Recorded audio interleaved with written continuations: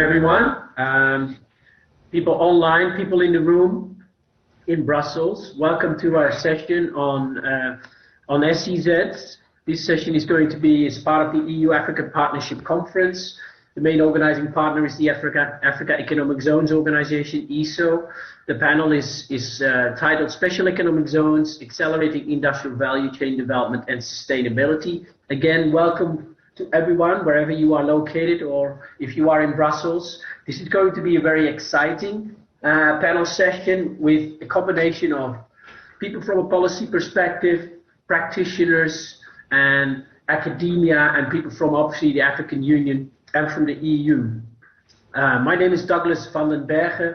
I represent an organization, Next Zones. We develop new economic zones and restructure economic zones that are not failing to meet some of the challenges. And we have a network of successful zones around the world that are based on three principles. First one is economic development, the second one is infrastructure, and the third one is the SDGs, including sustainability. Let's get started. I would like to introduce the key opening partners that will provide a brief introduction. We have two opening remarks of about 15 minutes. His Excellency, Mr. Paolo Gentiloni, European Union Commissioner for Economy, will provide a brief presentation, will provide some opening remarks. And Mr. Chisa Charles Chiumba, he's the acting director of the is an acting director at the African Union, and he's the acting director for industry, mining, and entrepreneurship. That was one of the last-minute changes that we had in the program. So I'd like to give the floor to His Excellency Paolo Gentiloni to start giving the opening remarks of this panel. Thank you very much. Thank you, Douglas. I'm sorry I am not Commissioner Gentiloni, but I will be speaking on his behalf. I'm sorry that we were not being able to inform you before about his inability to participate. But my name is Mariette Jager. I'm Deputy Director General in the GINPA, and I am absolutely happy to be here with you at the 7th edition of the EU Africa Business Forum. And thank you very much for the opportunity to speak today about the perspective of the European Union on the special economic zones in Africa. We all agree that this Africa Europe Week, and especially I would say just before the EU-Africa Summit starting tomorrow, this is an opportunity to join forces, really to define partnership, to see how we can work together and to strengthen the links and to deepen the discussion. So I see it this way, and therefore we are really very much welcome the opportunity to speak today. So we all agree that Africa needs to attract the investments and mobilizing both public and private investments. And I can tell you that the Commission has given its support for the private sector development in our partner countries using all our implementing modes. And recently in 2017 also adding the guarantees as a powerful de-risking tool to attract the private investments. And now this EFSD Plus guarantee has been enlarged globally, and also in the terms of 53.4 billion that we intend to invest in the African also private sector development. And last week our president in Senegal presented the Global Gateway Africa Investment Package with at least 150 billion going to Africa to support efforts to accelerate the economic transformation and growth. So the areas are from digital to green to research and investment in infrastructure, transport, health. And I see a lot of opportunities to work there together. But we also support the African Continental Free Trade Area, which aims to create a single continental market for goods and services. But on top of that, we very much welcome the initiatives as the one we really discussed today. And as I have just mentioned, we are really looking into the special economic zones, and we are ready to reflect on an African model for them. where green and social and fiscal aspects would be taken properly into account in order to ensure the sustainability. So I would like to say that we see SEZ as very useful, but provided that they promote environmental sustainability. And I can mention, for example, Belulani Industrial Park in Mozambique, or UNITO multi-stakeholders approach Senegal program for country partnership as a good examples. And we believe that promoting the special economic zones in Africa must, however, be a subject to a very deep analysis beforehand, especially from the fiscal and the taxation point of view. And while we do believe that they can promote growth and jobs, we also need to take into account the possible economic distortions, and of course they should not undermine domestic revenue mobilization. Having said that, in our opinion, the positive impact on the local employment should be the most important element of deciding upon the SEZ. Moreover, a clear interest should come from the private sector, of course, the country, African country one, but including also the European business.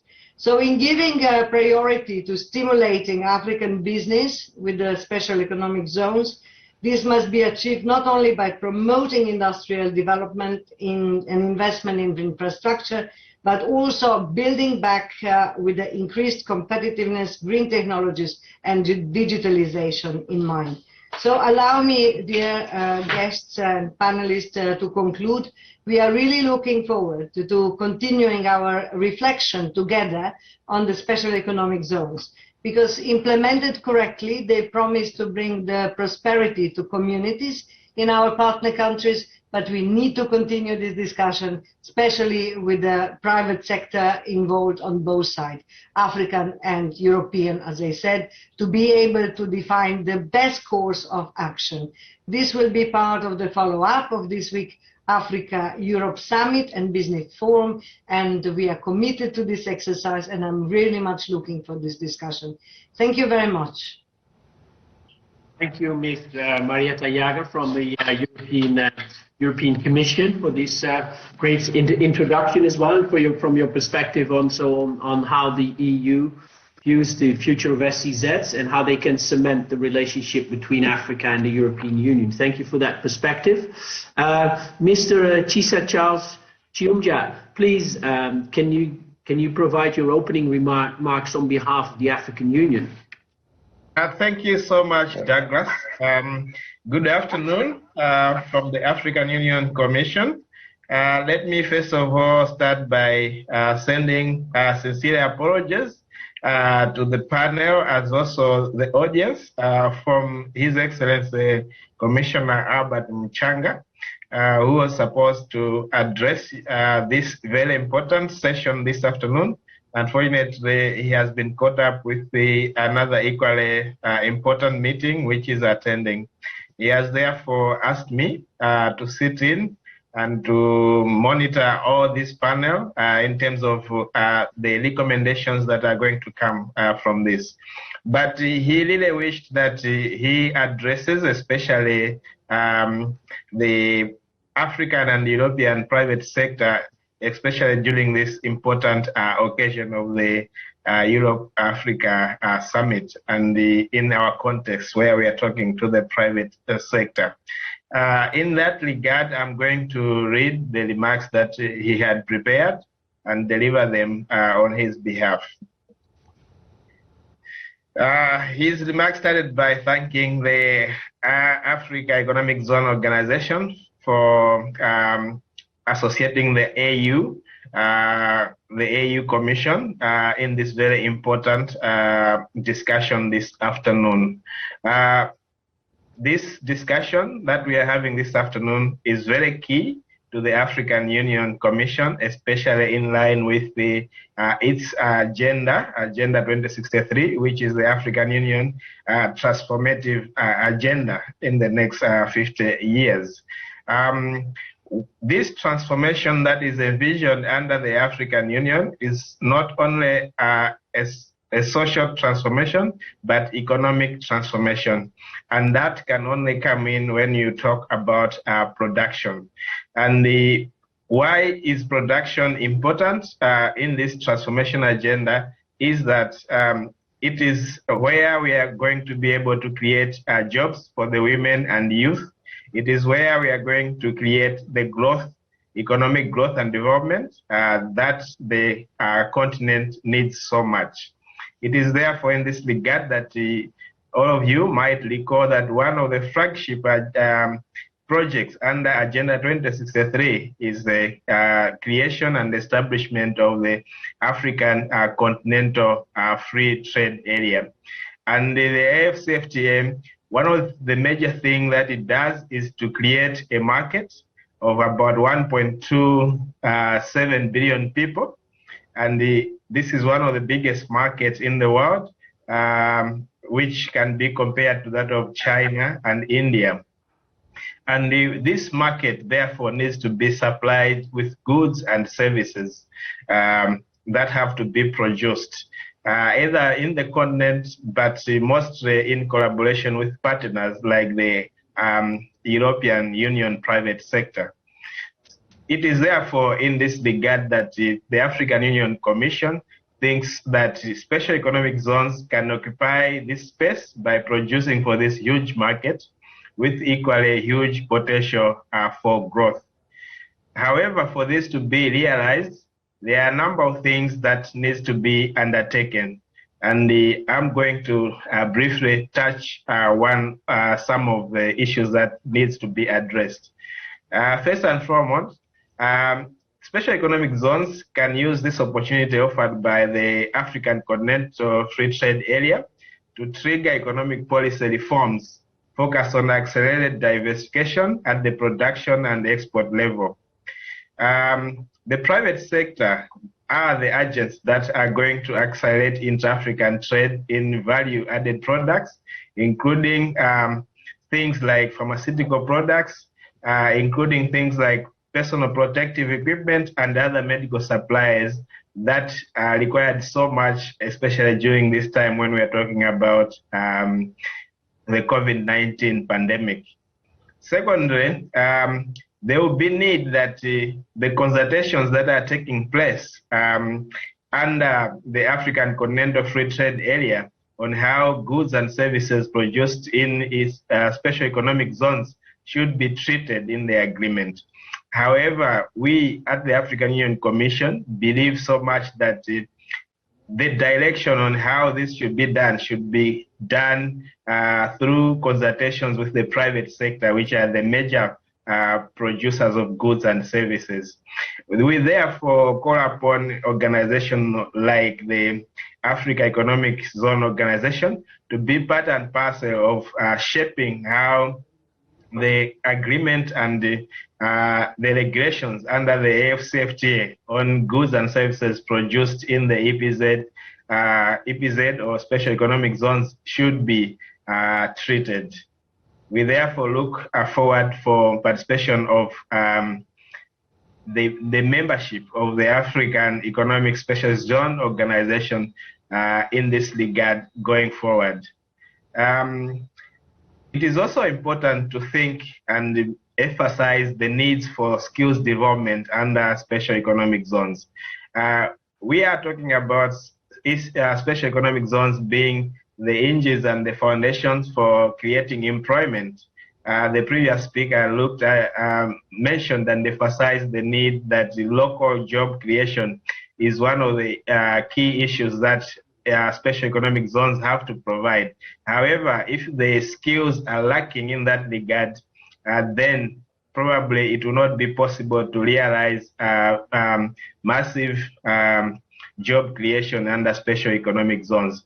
It is therefore in this regard that we at the African Union Commission are recommending that establishment of special economic zones should also be followed by deliberate skills development programs, so that the labor that is supplied to the special economic zones is able to meet the standards that are required internationally in the production of the goods and services that are being produced in the special economic zones under reference. We believe that this is fully in line with the program of developing regional value chains and supply chains, as well as the vision of creating one African market. Thirdly, one of the major things that we need now to realize, and it has been a challenge in some of the African countries that have undertaken development of special economic zones, has been the issue of investments. We believe that well-planned special economic zones should be able to attract investments for producers and suppliers. In this regard, a coherent special economic zone should have a deliberate plan as well to market the same, and also to put in place methods or ways in which it is going to attract investments. We therefore think that platforms like this, the Europe-Africa Business Forum, provide such opportunities for marketing of special economic zones that are established in Africa, or that are going to be developed in Africa, so that our partners from Europe are able also to come and produce in these zones. We believe, therefore, that this meeting is going to be that platform where we as a continent are going to attract investments into the many special economic zones that are being developed in the continent. Fourthly, industrialization in Africa will grow on the back of skilled workforce. This is why we believe that the idea to make sure that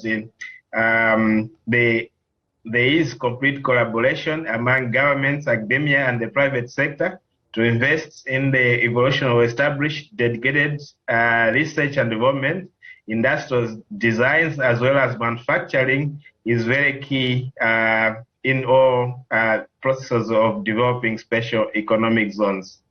The fifth point that we would like to make under this section is that governments, academia, and the private sector, including special economic zones, as part of the strategic position, should position Africa to leverage on the digital economy and fourth industrial revolution in order to be well placed to leapfrog when it comes to sustainable development, which is also key to the session this afternoon.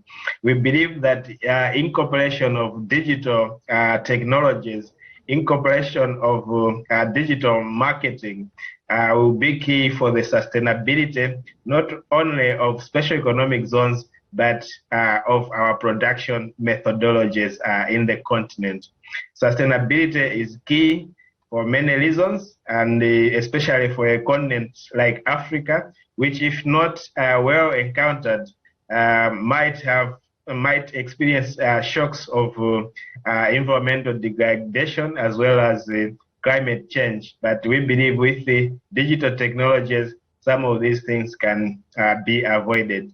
As the African Union Commission, we will include the issue of digitization in the forthcoming African Union Industrialization Summit that is going to take place later this year in Niamey, Niger. The last point that we would like to make under this section is that the African special economic zones have, in the post-COVID area, the potential of tapping into warehousing and logistics to create competitive trading infrastructure by, among others, harnessing single window clearance to facilitate the efficient movement of goods across the continent. The input of this meeting, therefore, will be crucial to making sure that the governments, as well as other stakeholders, are fully aware of the need for the logistics, which are key in boosting not only intra-African trade, but Africa's international trade. We believe, therefore, that economic zones, special economic zones should be well supported with physical infrastructure that connects it to the rest of the continent in Africa, but also to the rest of the world. Therefore, infrastructure like roads, rail, energy, and telecommunication, we believe that this will be key to open up markets across Africa with the vision of creating one African market under the African Union Commission. Against this background and against the background of these points, we foresee increased support from governments and local authorities for special economic zones. In this connection, there should be enhanced promotion of investments, as we indicated earlier, by introducing new incentives that attract these investments, including making sure that special economic zones are safe areas for work. Special economic zones provide the dignity that is required in a working environment, among others, to make sure that they serve as models of modern production methodologies, not only to the African continent, but to the rest of the world. With these remarks, I'd like to stop here and wish this session fruitful deliberations. Thank you. Thank you, Mr. Tita, for the excellent opening remarks on behalf of the African Union. My apologies, I've tried 3 cameras, but all 3 don't work, are not compatible with Zoom. I don't know what's, I've worked with Zoom extensively. Apologies, so my camera can't be switched on. I've tried it numerous times. Apologies, everyone. Apologies also for all the other speakers and attendees. But let's move forward. I think sound is more important than video at this stage. I'll try to get it fixed in the meantime. We're working on it right now. We have actually opening remarks of Mr. Ahmed Benis.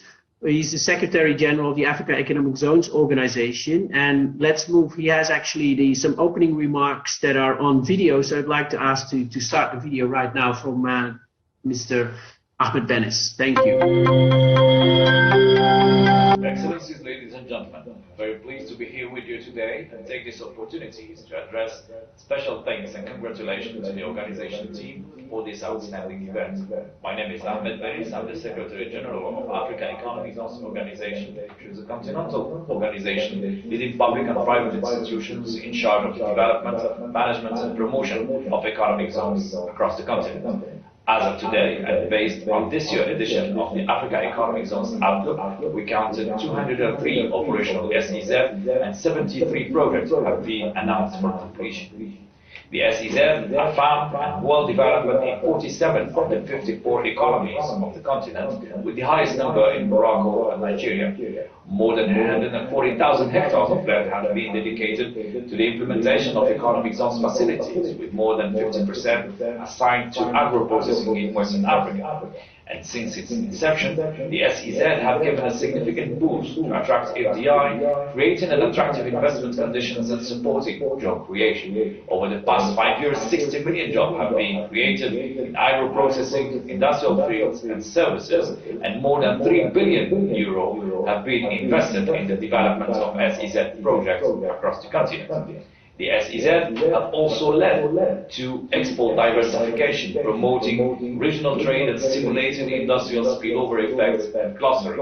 They are also the expression of the implementation of new industrial policies, leading to rebalancing import and export activities toward a growth-based policies serving the domestic market as well as regional demand.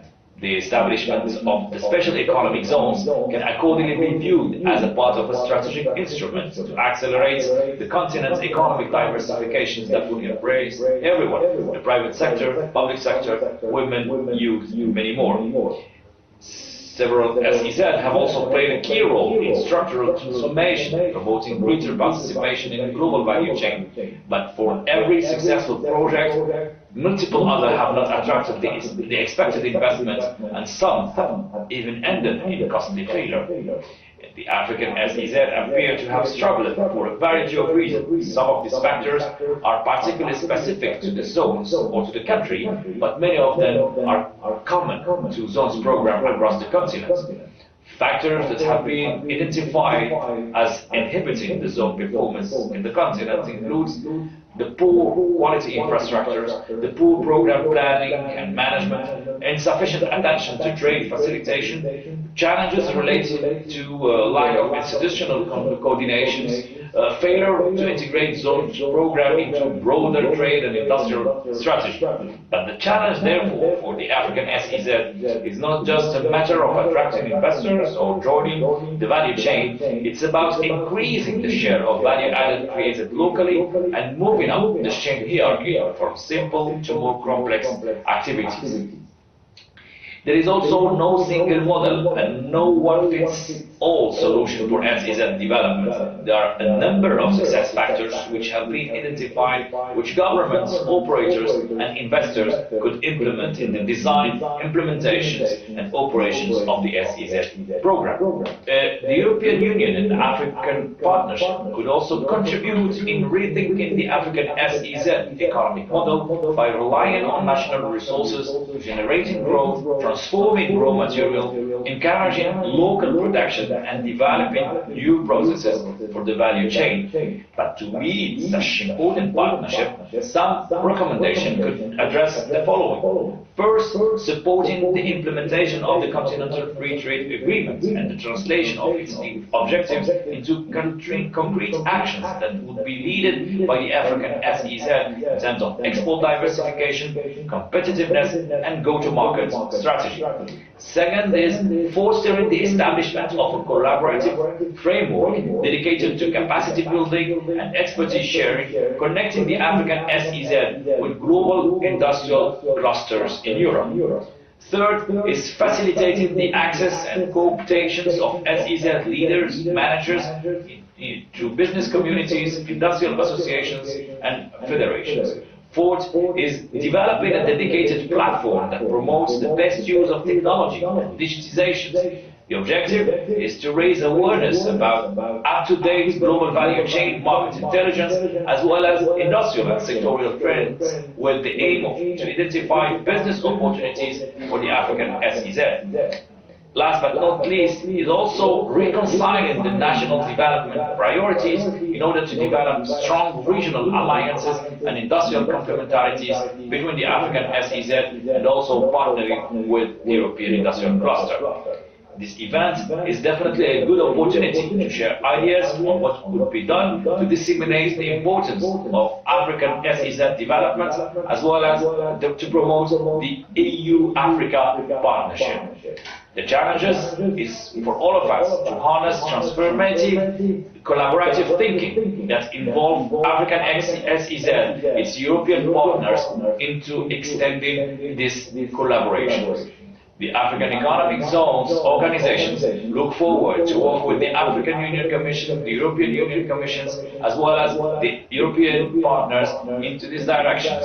Working together, we will overcome challenges, we will arise, we will reset, and we will rebuild.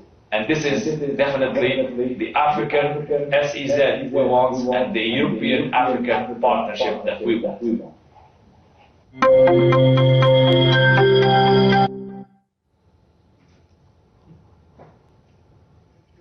Mr. Ahmed Benis for this nice introduction. I would like to start with the roundtable of panelists and questions, and I would like to introduce everyone who is on the speakers are on the panel.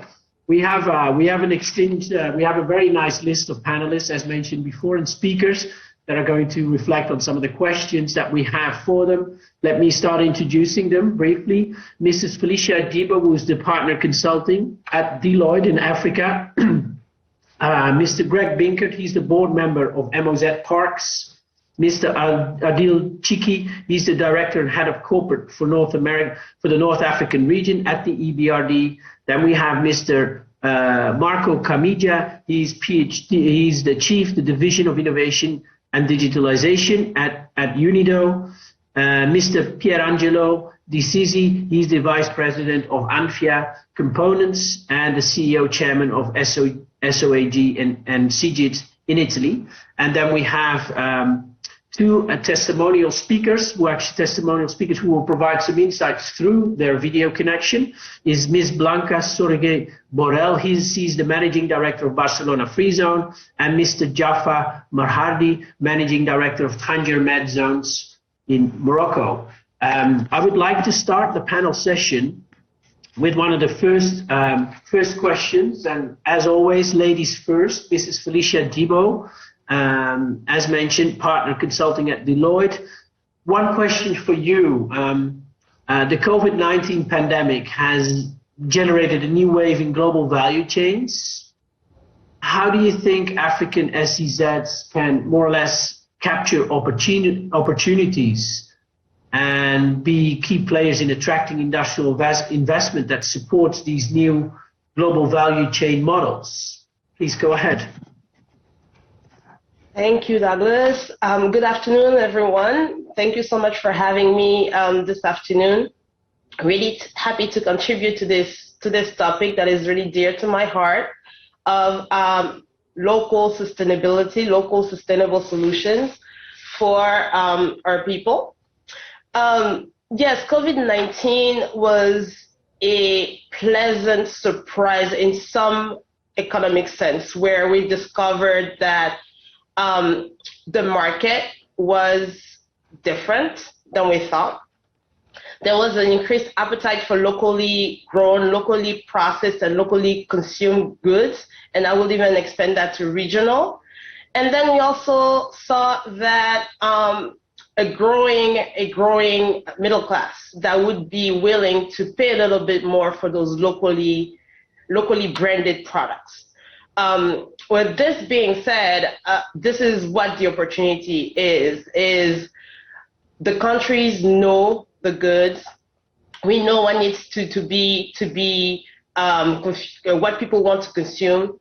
The opportunity is to listen to the consumer, listen to the private sector, and have a partnership that would be actually an accelerator of what needs to be done. Other speakers here have talked extensively on needs, tools. I would like really to put it back on the consumer and the enablers for that consumption. I'll give you an example. If you follow social media, you'll see that African designers are now the talk in the world.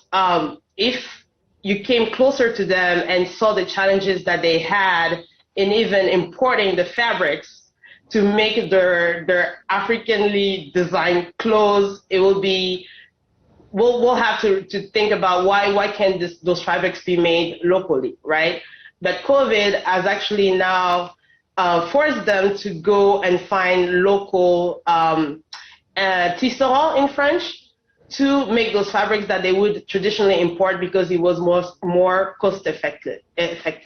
But then COVID made it actually cost effective to find the fabrics locally and the artists locally and bring them up to speed to do those productions locally.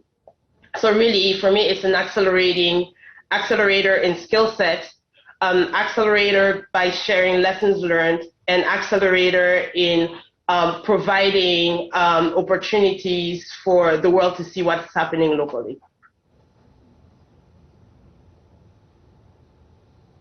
Okay, thank you, Felicia. Very nice. I would like to move to the next speaker, Mr. Adil Tiki.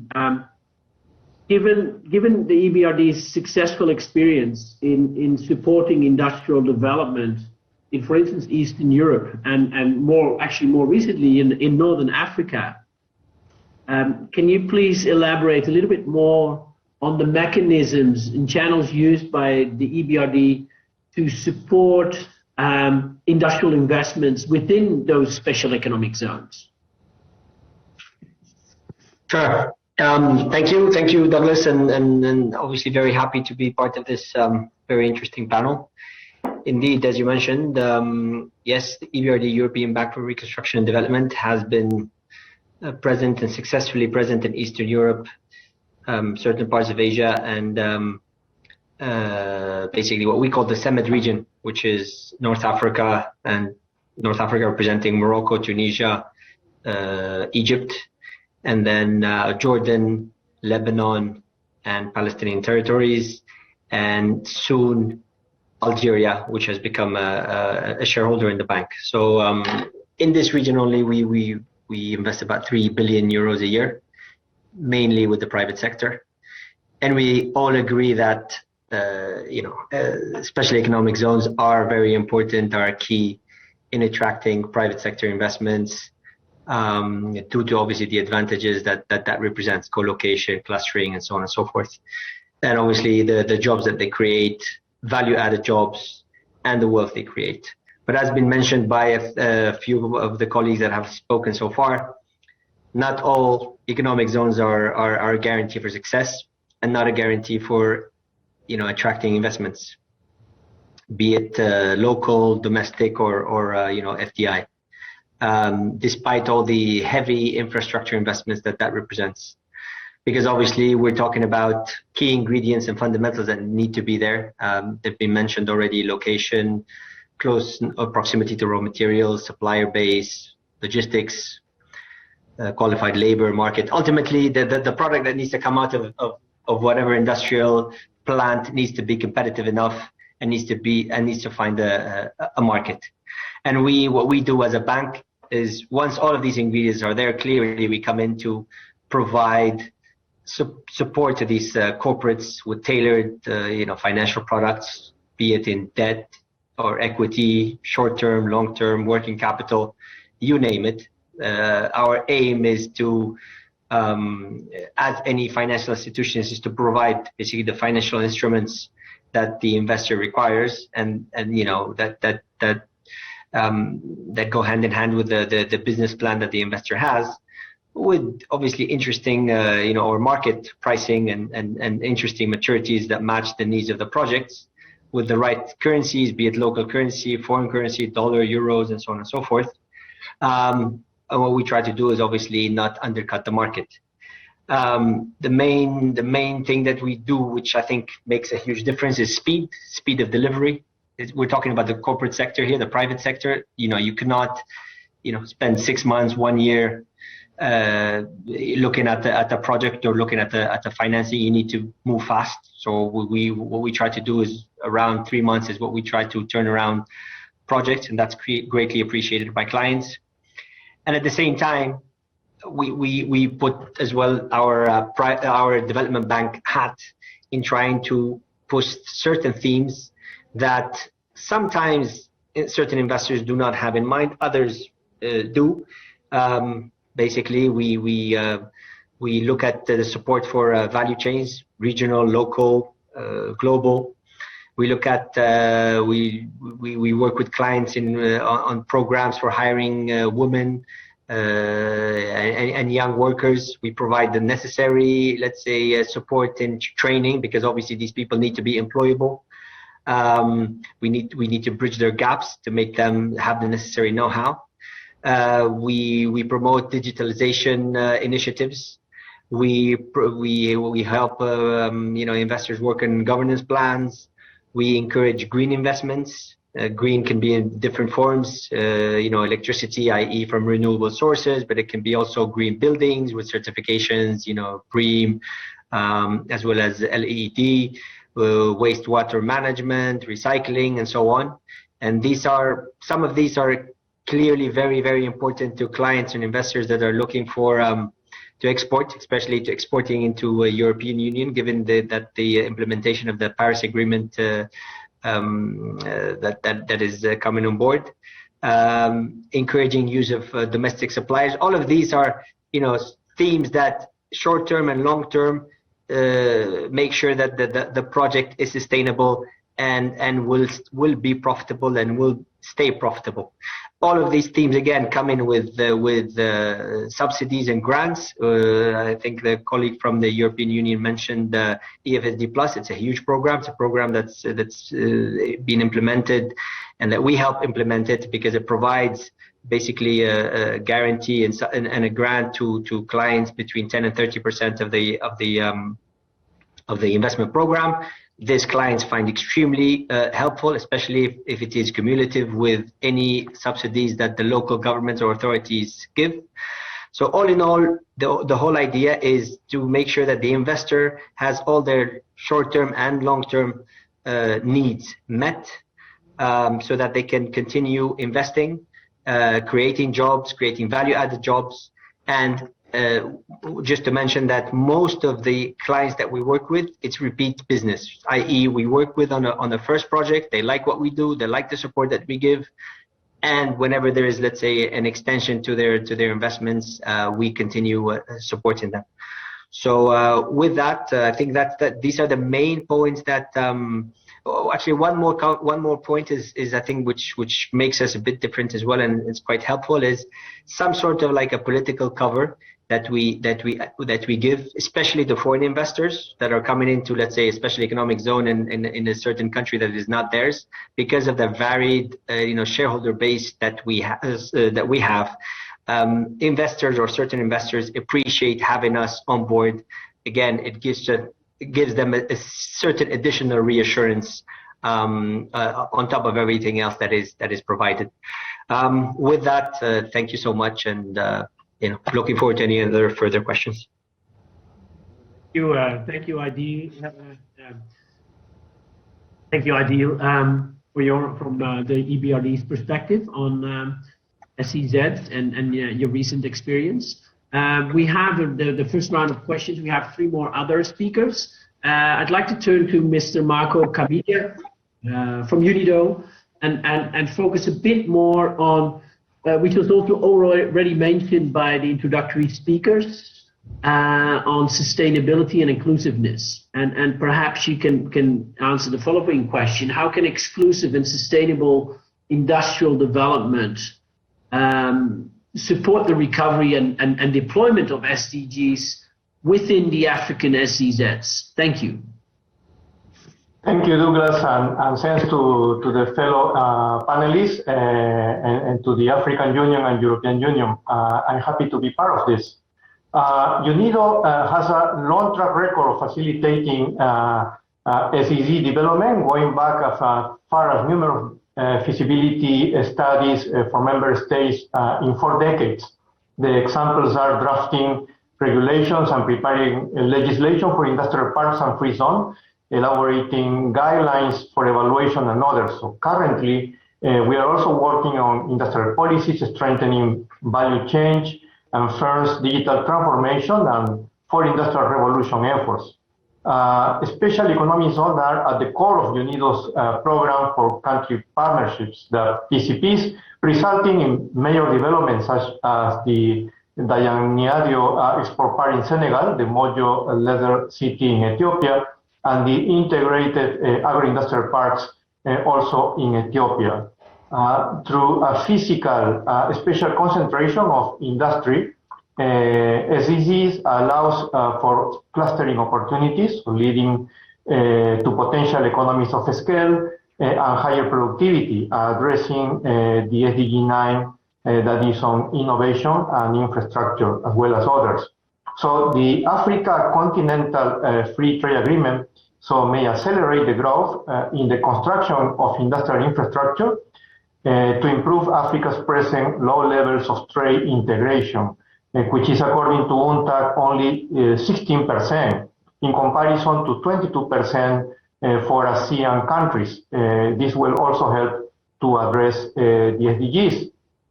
And SEZs and related industrial architecture are also well placed to capitalize on the industrial paradigm shift accelerated by the COVID-19 pandemic, which has resulted in a shortening of global value change. However, we must also recognize that the nature of industrial development is rapidly evolving. So in view of the Paris Climate Agreement, circular economy approach is imperative, and eco-industrial parks can facilitate an upgrading to superior water quality, resource efficiency, cleaner production, integrated production, and reduce carbon emissions.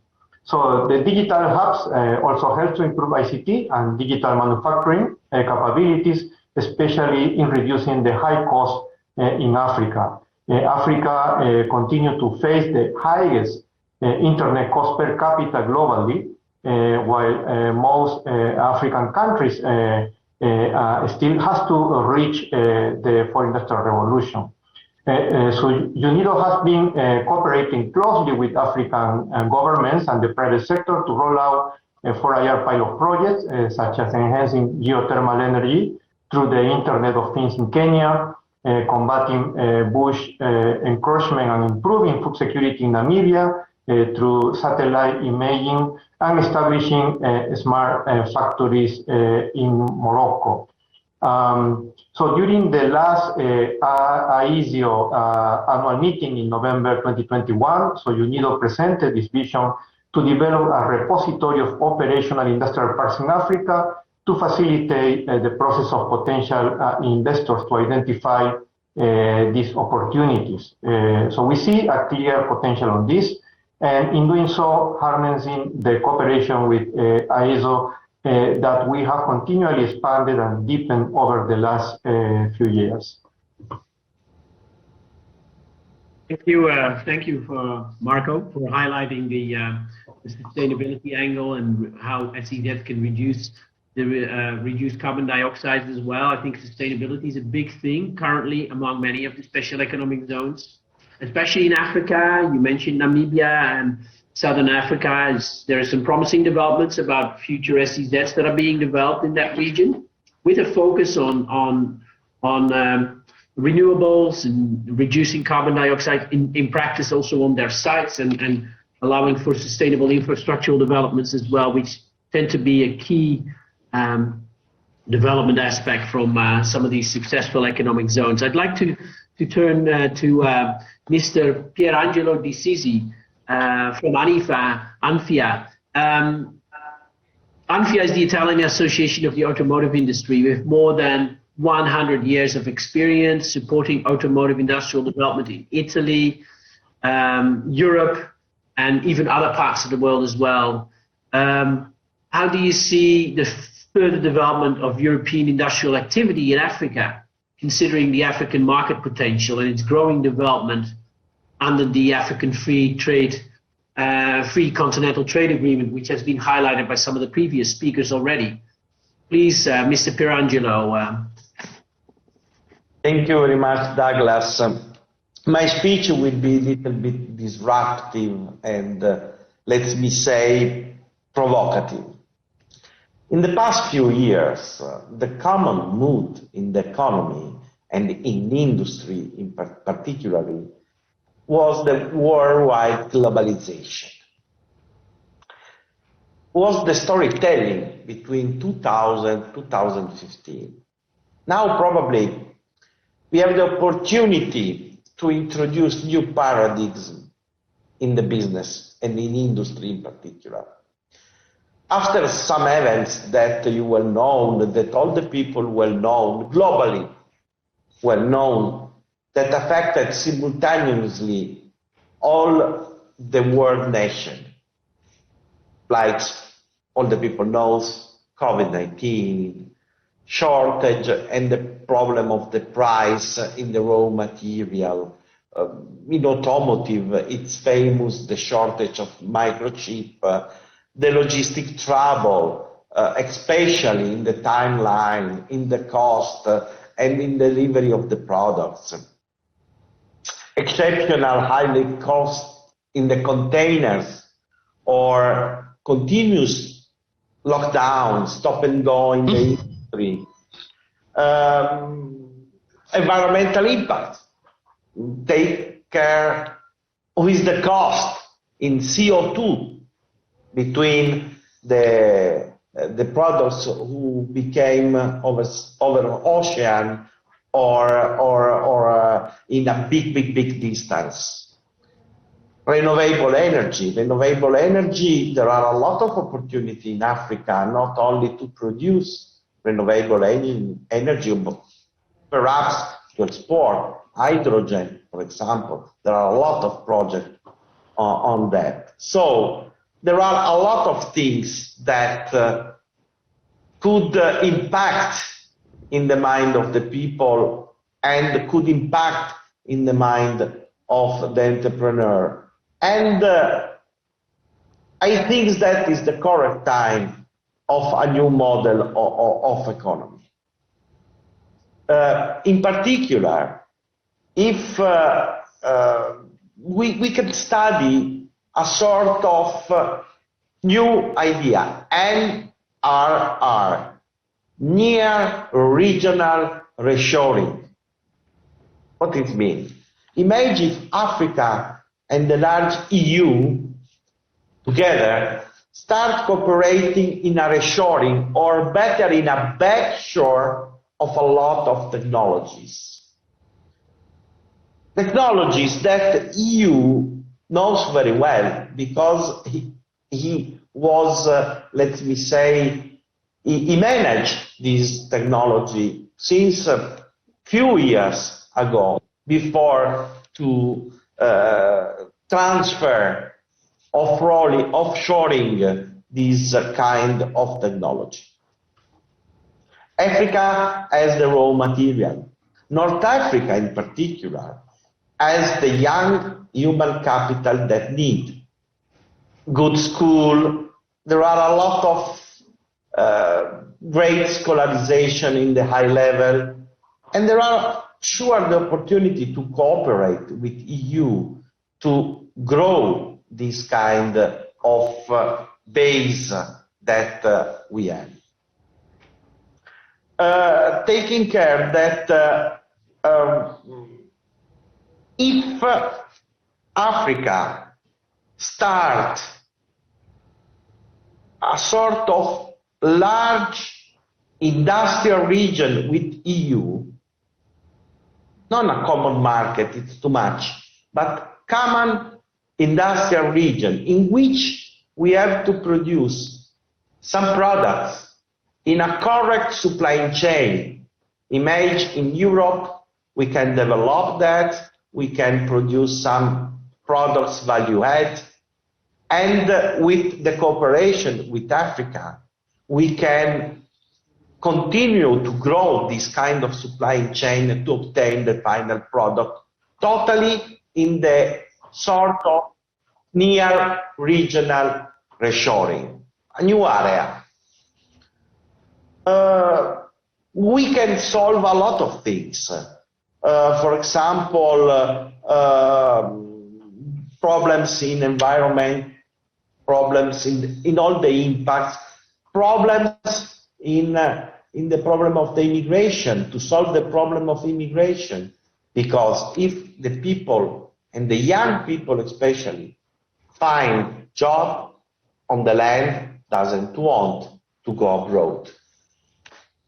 Another things that we can imagine, for example, following a big act of European community that was done in these weeks, is called CHIP Act.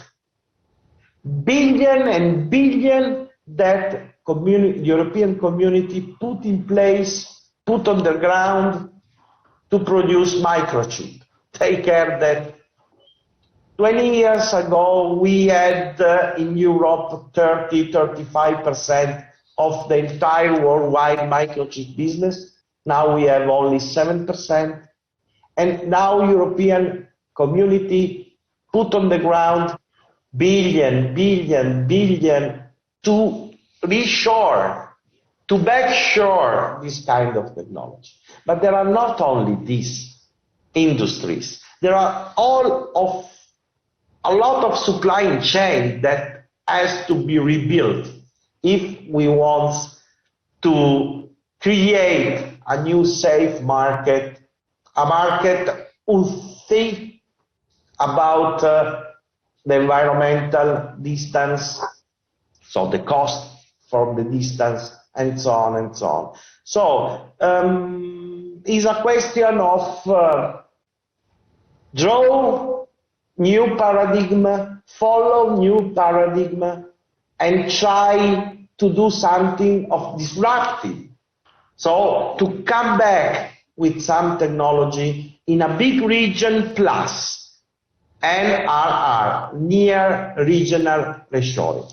It's utopic, I don't know. a utopic idea never becomes real if no one tries to put in place. We can discuss about that. Thank you, Pierangelo, for the more provocative emphasis on this SEZ panel and using the more practicalities of the global economy, where reshoring tends to become a safety net for guaranteeing in-time supply chains and also having supply chains closer to home, and where you see North Africa really fit into that picture of reshoring and backshoring. I think that's a very provocative statement. I do think it does have potential to explore further. And at the end of the day, the distance between the EU and the North African region is, and I know we're talking about the entire African continent, is not that far away. I'd like to move to Mr. Greg Binkert. Greg, you're a much more practitioner. You've been involved in the really development from early stage SEZs. And you're also an investor in SEZ development. Greg, would you please share some insights on your experience and some of the challenges you have faced? I must, emphasize here to all the speakers that our time is flying by quite quickly. So please stick to the approximately 3 minutes, so we do have some time for the audience as well to ask questions, and we also have some testimonial videos as well. Greg, please, can you share some of those insights, please? Thank you very much to AESO for organizing this panel and all the distinguished colleagues here on this panel. It is very stimulating, and of course I am a big believer as well of special economic zones, industrial parks, even I'm also at the World Bank. Now I'm in the private sector, put my own money and the money of friends there. And so we've invested in the Beluluan Industrial Park in Mozambique. We took over in 2017. And the number of jobs increased from 2,500, and now we're at 7,500 and growing. The anchor investor is Mozal, an aluminum smelter, but we have many other industries there, and it's going to grow very fast. We have some very large pipeline projects that will be signed shortly, with hundreds of millions of dollars of investment. One of them actually is also a LNG power plant. There we're talking about billions. They want to set up, and of course linked with South Africa. We're also going to expand now this year. We will do two parks in other provinces of the country, in Nampula and Cabo Delgado. They will focus on one hand, one will be linked to a mining company to organize the suppliers, because they were pressured by the government to increase local content. So they came to us and said, please help us to increase local content, and now we're working on that. It looks good. And then in the north of Cabo Delgado, we'll also focus there. On one hand, it's many mining companies there, but also agribusiness, agro-processing, and many times you can link the two. In addition, it has worked well. As other speakers have said, of course, SEZs not automatically are successful. Even in Mozambique, we have several SEZs, have been there for over 20 years. Sometimes it's 1 or 2 factories there, sometimes there are 0. Some of them have been supported by international organizations with over $1 million worth of studies. There's still 0 factory there. So we really have to think through how to make it a success. And it is possible. I'm a big believer in it, and I'll try to make it happen. Also make partnership now with other actors from the Middle East, for example, who want to set up SEZs in Africa. We're working. We have quite a few very advanced negotiations. And one of the things we want to do there is mineral processing zones, what we call. And that's the issue that was already mentioned before. Africa continues to export raw materials. And that should, we have to stop that. We have to do a lot more value addition. And I think there was also the decision taken by the African Union a couple of weeks ago, as the President Muzafaki announced also this morning.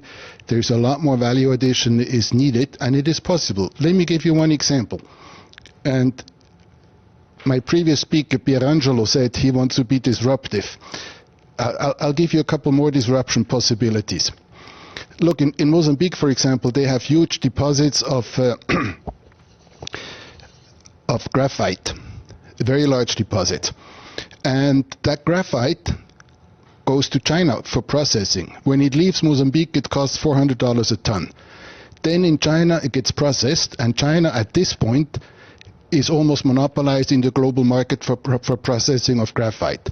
When it leaves China to go to the European Union, to go to the US, the ton costs $8,500, from $400 to $8,500. So if the auto manufacturers, let's start with the European ones, and the battery producers say, let's process it in Africa. Why should that graphite take a trip to Asia before it comes to Europe? Let's process it there. And then, of course, they will say, there's not enough electricity in Africa. Then we'll solve the electricity problem. Then they say, the port is not very efficient. We'll fix the port. Then they do other things. All of that you fix, and this is the advantage of a special economic zone. That operator of a special economic zone will make sure that all these things are resolved. Otherwise, that special economic zone will not be viable. So it's different. So you want to make not just a factory here, a factory there. You create a full ecosystem. Logistics is very important. Electricity is very important. Also with the European Union, with the new program, please make sure there's electricity there. And the electricity has to be close to sort of where the off-takers are. In this case, it's industries. So that I would encourage very much if there's things can be done. There's a lot we can also learn from regional value chains, all these things. There's so many possibilities, so many opportunities. And whether it's agro-processing, there's big opportunities, but also the processing of minerals. It can be done. It's not easy, but it's absolutely feasible to do it with, making alliances. Collaboration. Thank you very much.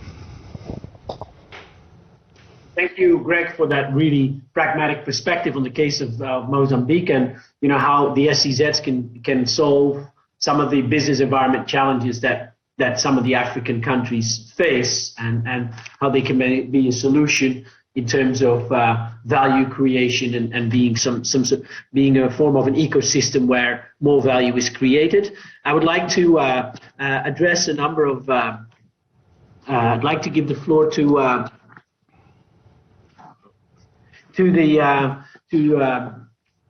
few questions that we have answered through testimonial video. Mr. Jafar Mahardi, who is the Managing Director of Tanje Med Zone, he's going to showcase some successful experience of Tanje Med Zones in attracting industrial investment and leading the development of economic zone models in Africa. And he'll also share a recommendation on how economic zones and free zones could foster for industrial value chain development in Africa. Please, can you start the video?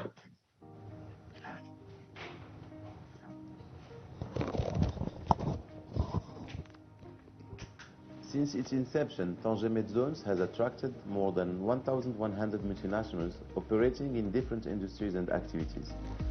More than $4 billion has been invested in industrial projects since its creation. We also have succeeded in supporting the development of an integrated sector with a supplier network in tiers 1 and 2 and 3, serving the needs of Renault-Nissan, also located in one of our zones, and other OEMs in the West European countries. Over the past years, Tanje Med Zones succeeded in building and retaining trusting relationships with leading multinationals. As an example, I can mention Valeo, a French automotive supplier that started back in 2012 with a rental building of 4,000 square meters, and which doubled later the size of the building to reach 8,000 square meters and a total of 130 direct jobs created. 5 years later, in 2017, they inaugurated their own biggest plant in Africa under a total surface area of 13 hectares in Tangier Automotive City to reach more than 1,500 direct jobs. Being the core of the automotive industry in Morocco, it is worth mentioning that since 2012, after the inauguration of the Renault plant, which by the way produces about 4,100 cars yearly and generates its electricity through renewable energy sources, Tanje Med Zones was able to be a key player in the international scale in terms of procurement and automotive value chain. Last but not least, I could also announce and share some other projects like TA Connectivity, which started with a rental distribution center of 5,000 square meters inside the port of Tanje Med. then settled its operation in Tangier Free Zone. Now, TA Connectivity, a US company, operates from 5 sites located within the industrial platform and the Tangier Med port, with a total land of more than 10 hectares and more than 1,000 jobs.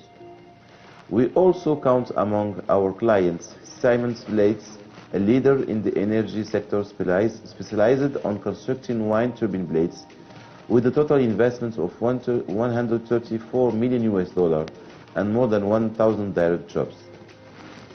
The prosperity of attracting foreign direct investments into the platform goes back to the efficient one-stop shop service, which facilitates the setup process of investors and shortens the installation process to 10 working days.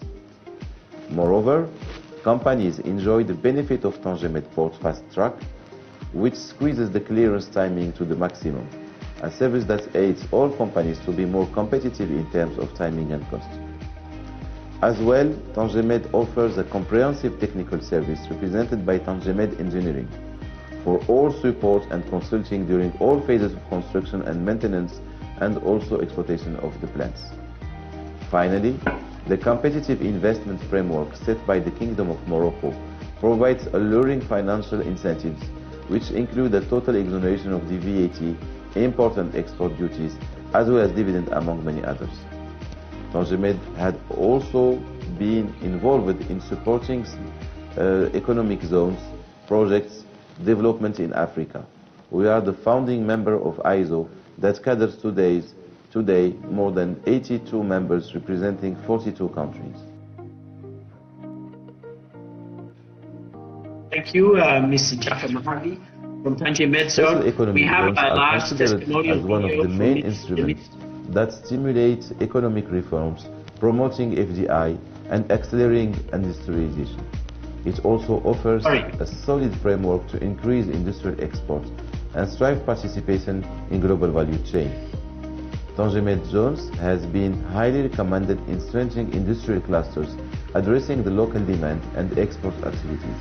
Hence, fostering industrial value chain development requires building a favorable ecosystem that will enable job creation, economic diversification, involving the private and public sector, women, youth, and many more. The African Special Economic Zones are entitled to develop effective policies and strategies on trade facilitation, logistics, competitiveness and supply chain, supporting the vision of creating one African market under the AFCFTA. Some of the recommendations could address the following: reinforcing the implementation of the AFCFTA and supporting its mission by providing the African Special Economic Zones with a list of pragmatic action in terms of market strategies and exports to Europe. Second, creating collaborative ecosystem dedicated to connecting African Special Economic Zones with European industrial clusters. The third will be inviting African Special Economic Zones to join European business communities, industrial associations, federations. Also, it's interesting to create regional alliances that aim to foster industrial complementarity between African Special Economic Zones. And finally, developing digitalization and digital platforms that gather African Special Economic Zones and European business communities to identify business opportunities and industrial and sectoral trends, as well as the latest technologies. Thank you, Mr. Jafar Mahardi from Tangier Med Zone. We are very close to our closing time. We have one more testimonial video from Mrs. Bianca Soriga-Borrell from the Barcelona Free Zone.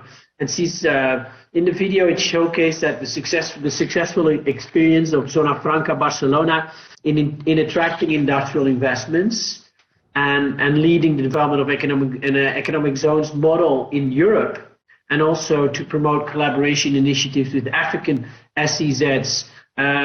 This is the last showcased video testimonial that we have. After this, our time is over. I would, through this, also like to thank the speakers for highlighting their perspectives. I think we've seen an interesting mix of people that have showed their experience, their insights, and from all different disciplines, from a policy perspective, also from a practitioner's perspectives. I like the emphasis on SEZs being ecosystems, and hubs of industrialization and value creation and economic development and diversification. And this is, I think, where also the partnership between Africa and the EU and Europe can showcase how that would work out, especially when you talk about global value chains and how they can spread throughout Europe and Africa, and how SEZs can be instrumental and channels of enforcing this and actually showing some of the big positive results that have been mentioned throughout this panel session. Thank you very much for all speakers. Please, organizers, can you show us the last video that we have from the Zona Franca Barcelona? And thank you everyone who participated, and thank you everyone for joining this session. Goodbye. Zona Franca de Barcelona has been an open bridge between Europe and Africa since its early beginnings back in 1960. Since Spain is the main door of entry for African business into the European continent and Barcelona is linked to the Mediterranean economy, Zona Franca Barcelona always worked with African economic stakeholders to improve trade and discover joint opportunities. The past 2 years affect the global economy in a way that have no precedent in our recent human history. Zona Franca Barcelona decides to see this huge disruption as an opportunity to strengthen the ties of cooperation and collaboration with Africa, to find more business support, and to promote the relation between our continents through the global economy and the Industry 4.0. We have created in the last 2 years a new global virtual event called Barcelona New Economy Week, BNEW, a hybrid event to discuss relevant topics of cooperation based on the new economy. With the use of this unique platform and with the collaboration and help to EASO, we have reached virtually 47 countries of the African continent, discussing relevant topics to improve the African-European business relation, as well as to discuss with a global perspective the challenges of many African economies. We at Zona Franca Barcelona are very proud to work hand by hand and EASO and to consider it a key partner for cooperation to benefit the special relation between Europe and Africa. It is clear for us that Africa and Europe not only share many cultural and historical aspects, but the future of our continents require cooperation because if we work together, success and prosperity will be achieved without any doubt. I would like to salute today the initiative of this forum and would like to invite the organizer to consider Barcelona and Zona Franca as a future host for the European and Africa Business Forum in the near future. Most especially greetings from Barcelona, and we hope to meet you in person soon.